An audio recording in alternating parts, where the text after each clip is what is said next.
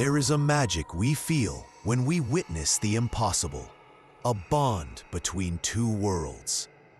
The sight of a human being, small and fragile, sharing a space with a titan of the deep, a creature of immense power, intelligence, and mythic presence.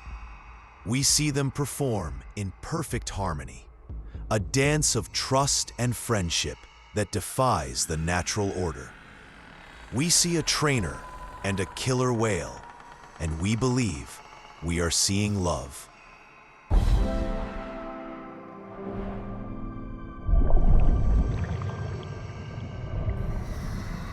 But beneath the sparkling blue water and the choreographed smiles lay a dark history. For the trainer, it was the culmination of a lifelong passion. For the orca, it was a life sentence in a concrete world, haunted by the ghosts of a wild ocean he could barely remember. And on one sunny afternoon, in front of a horrified crowd of families, the beautiful illusion of friendship would be shattered by a brutal, primal reality. This is the true, terrifying story of Dawn Brancheau and the 13,000-pound killer whale named Tilikum, the largest orca in captivity, who had killed before and was about to kill again. Dawn Brancheau was not just a trainer. She was the star, the poster child for SeaWorld Orlando. She was a vibrant, passionate 40-year-old woman who had dreamed of working with killer whales since she was a little girl. She was one of the most experienced and respected trainers in the world, known for her meticulous attention to safety and her seemingly effortless connection with the massive animals under her care. Her bond with Tilikum was considered special. She was one of the few senior trainers trusted to work closely with him. Tilikum was the undisputed king of SeaWorld. At over 22 feet long and weighing nearly 7 tons, he was the park's primary breeding male and its most famous resident. To the millions who watched him perform, he was Shamu, a gentle giant, gracefully launching his immense body out of the water, splashing delighted children in the front rows. He was the embodiment of the park's message that these majestic creatures could coexist with humans, that they could be our partners, our friends. But Tilikum's public persona was a carefully crafted lie, a mask that concealed a 3-decade history of trauma, psychosis, and death. His story did not begin in the bright, chlorinated pools of Orlando. It began in the cold, wild waters off the coast of Iceland in 1983. At just 2 years old, he was captured, torn away from his family pod in a violent and traumatic hunt. He would never see the open ocean again. His first prison was a small, now defunct marine park in Canada called Sealand of the Pacific. There, his real training began. When he wasn't performing, he was housed with 2 older female orcas who would viciously attack him, raking his skin with their teeth in the cramped holding pool. For over a third of every day, all 3 were forced into a tiny, dark, metal-sided tank, a module just 20 feet across, where the bullying was relentless. It was here that the young, intelligent Tilikum began to develop the psychosis, the repetitive, frustrated behaviors that would define the rest of his life. And it was here, in 1991, that Tilikum killed for the first time. A 21-year-old marine biology student and part-time trainer named Keltie Byrne slipped and fell into the pool containing the 3 orcas. What happened next was not an accident. According to witnesses, Tilikum grabbed her in his mouth. For 10 agonizing minutes, she screamed for help as the 3 whales, systematically prevented her from escaping. They would pull her under, then block her path to the side of the pool when she surfaced for air. They treated her like a toy. By the time her body was recovered, she had drowned. After the incident, Sealand closed its doors forever, and Tilikum, now branded as a dangerous animal, was sold. His buyer was SeaWorld. They knew his history, but his value as a massive breeding male was too great to ignore. So, he was flown to Orlando, where the next chapter of his dark story would unfold. In 1999, Tilikum killed again.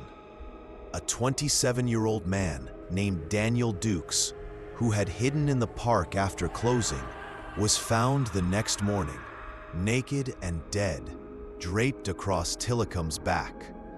An autopsy found his body was covered in bruises, abrasions, and puncture wounds. The official cause of death was drowning, but it was clear that Tilikum had spent the night playing with the man's body. Twice, Tilikum had killed, and twice the incidents had been explained away. But the pattern was clear.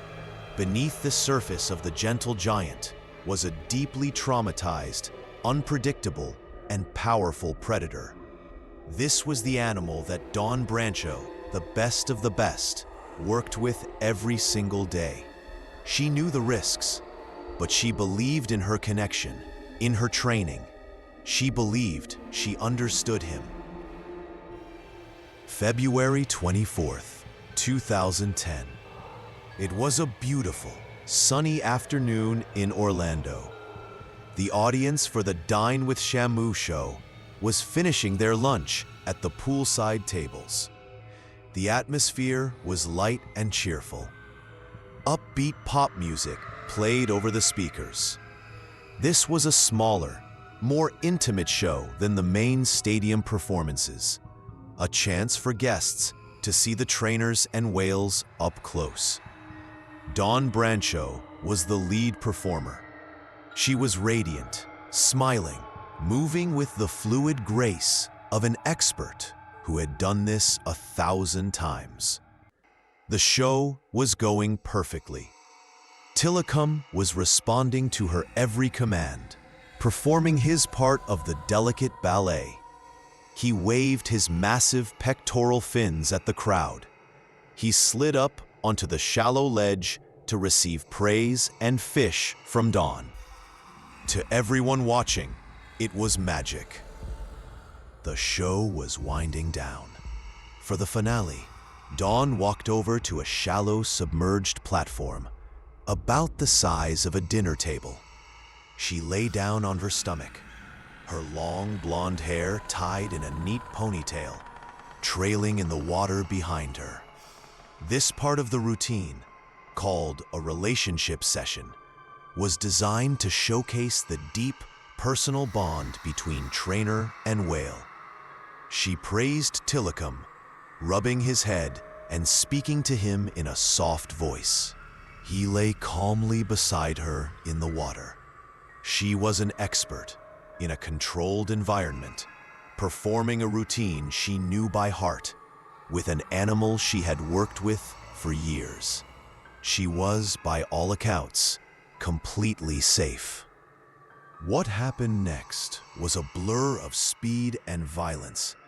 In a movement so fast it was almost imperceptible, Tilikum opened his mouth, grabbed Dawn's ponytail, and in a single powerful motion, yanked her off the platform and into the deep water of the main pool. For a split second, the crowd was confused. Was this part of the show? A playful splash for the finale? A child can be heard on a home video from the audience asking, "What happened?" Then came the screams. Dawn's colleagues immediately realized what was happening. Alarms blared.